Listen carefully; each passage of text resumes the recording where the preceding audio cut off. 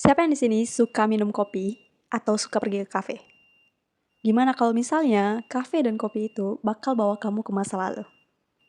Bukan untuk mengubah sejarah dunia, melainkan hanya untuk mengucapkan satu kalimat yang belum sempat diucapkan.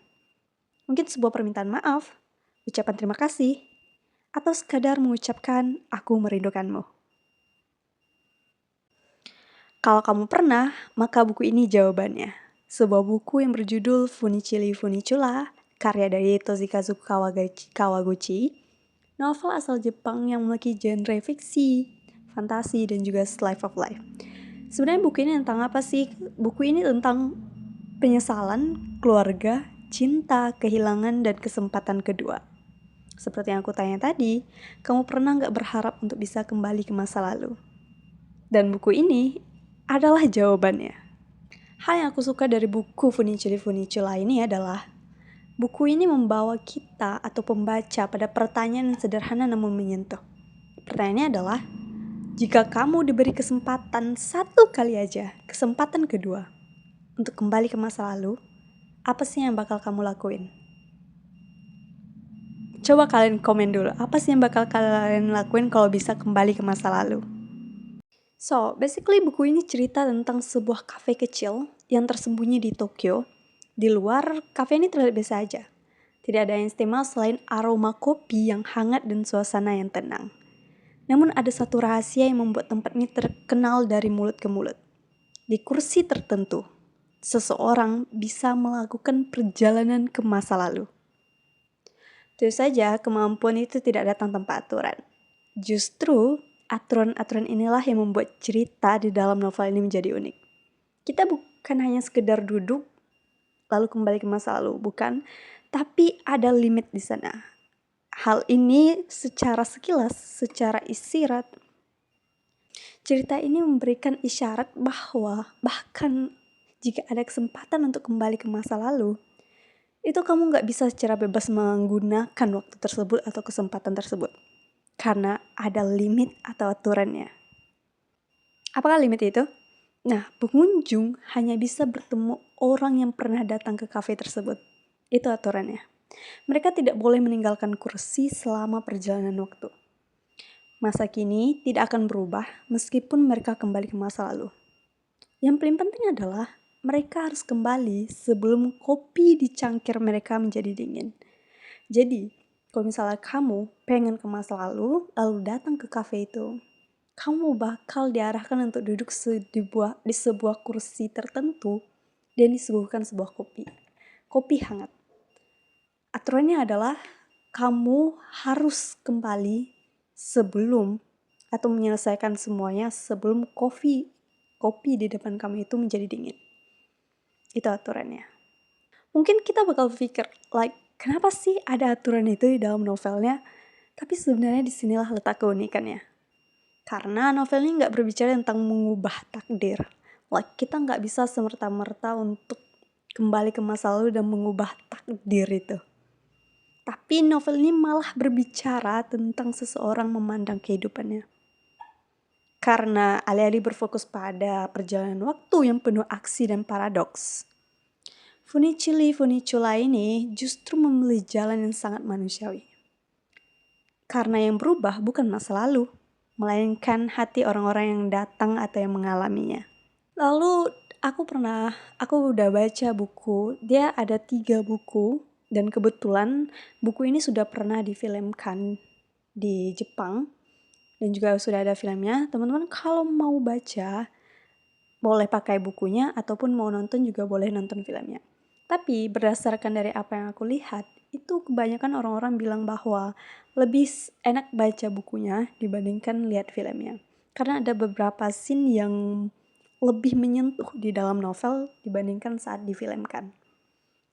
That's why mungkin bagi pembaca dan penyuka film, itu lebih nikmat untuk bacanya dengan buku. Buku lebih detail karena kalau di film itu ada batasan durasi di sana.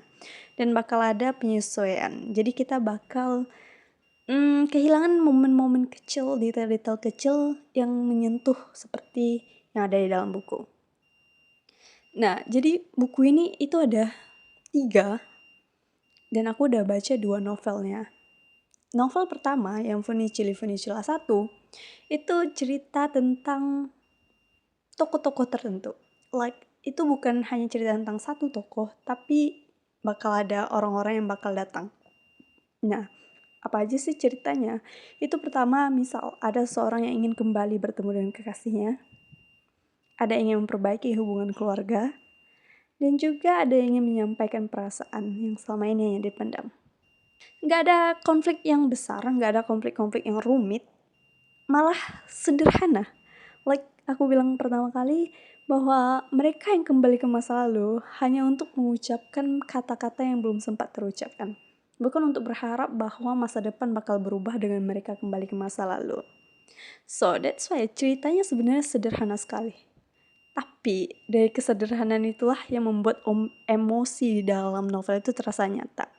Dan juga lebih terasa dekat dengan pembaca. Tanpa adanya tambahan fiksi, tambahan fantasi-fantasi tertentu. Tidak adanya hiperbola yang berlebihan. Ataupun scenes yang berlebihan, gak ada. Hanya kesederhanaan dan juga ucapan yang jujur. Yang mungkin yang membuat novel ini terasa lebih dekat dengan pembaca.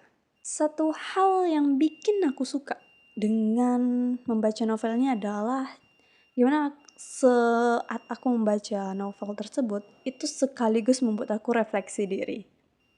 Like, bahwa ternyata waktu ini sungguh sangat sempit sekali, sangat singkat sekali. Kalau kita menunda mengatakan sesuatu, menunda melakukan sesuatu terhadap orang yang kita cintai, seperti keluarga, sahabat, kekasih, dan segala hal yang kita cintai, dan berpikir bahwa kita bakal ada waktu, bahwa masih ada waktu nantinya, jadi kita nggak perlu tergesa-gesa, aku bakal katakan bahwa kamu bakal menyesal. Karena waktu nggak pernah memberitahukan kamu kapan dia akan berakhir.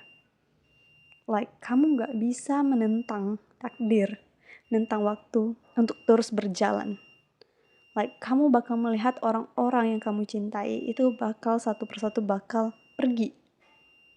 Dan kata-kata yang gak sempat kamu ucapkan itu hanya meninggalkan penyesalan. Like, ini benar-benar sebuah buku yang menurut aku slice of life banget. Typical Jepang banget menurut aku. Buku-buku yang gak punya konflik besar dan hanya emosi yang nyata dan kejadian-kejadian sederhana.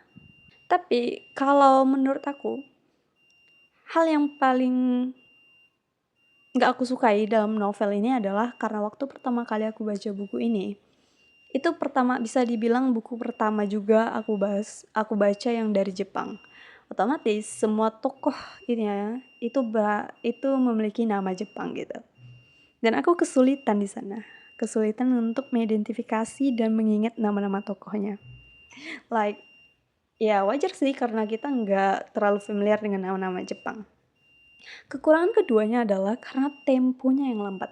Dia punya alur yang lambat. Like, hampir seluruh cerita itu berlangsung di tempat yang sama.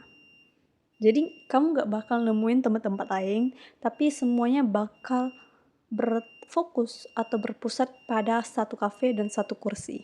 Dan kopi. Ya, ada 3 inti elemennya, kafe, kursi, dan kopi.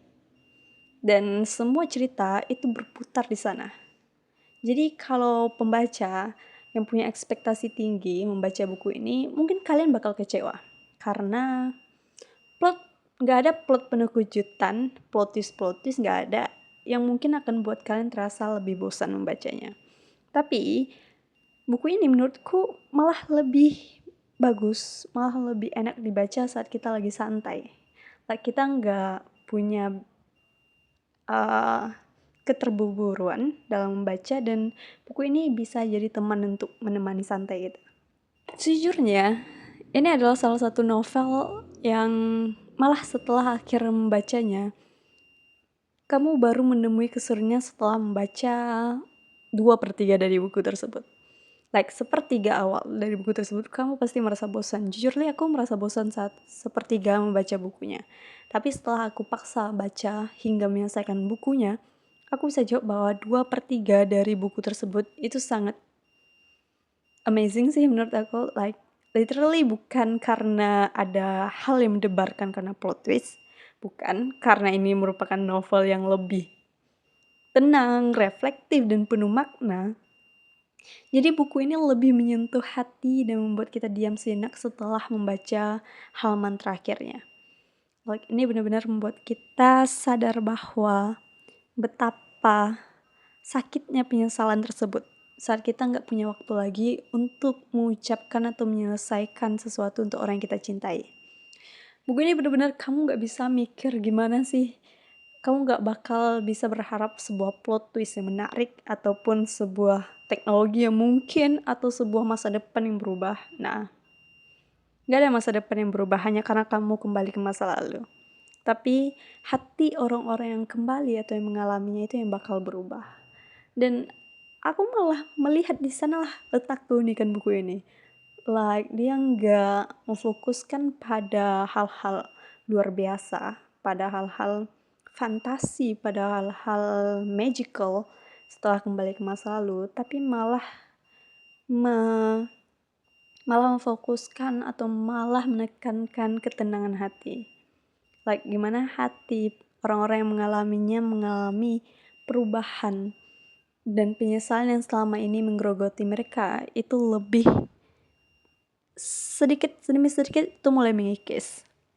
Dan mungkin itulah yang menjadi alasan kenapa Funicula ini bukan hanya tentang perjalanan waktu, tapi tentang bagaimana kita, orang yang hidup saat ini, itu menghargai waktu yang kita miliki hari ini. Terutama waktu yang kita miliki dengan keluarga, orang tua, pasangan, kasih, sahabat, teman, ataupun bahkan piaraan kita. Like karena kita nggak bakal tahu esok hari itu akan terjadi apa. So, itu salah satu buku Jepang yang aku baca tentang slice of life. Masih banyak buku Jepang lagi yang aku baca. And honestly guys, ini salah satu buku yang aku rekomendasiin ke kalian yang pengen baca buku Jepang yang gak hanya berbicara tentang romance, aksi, dan juga hal-hal mendebarkan di dunia, enggak, tapi lebih ke arah hati, ketenangan, dan juga penuh makna. Aku bakal kasih novel ini rate-nya 5/5.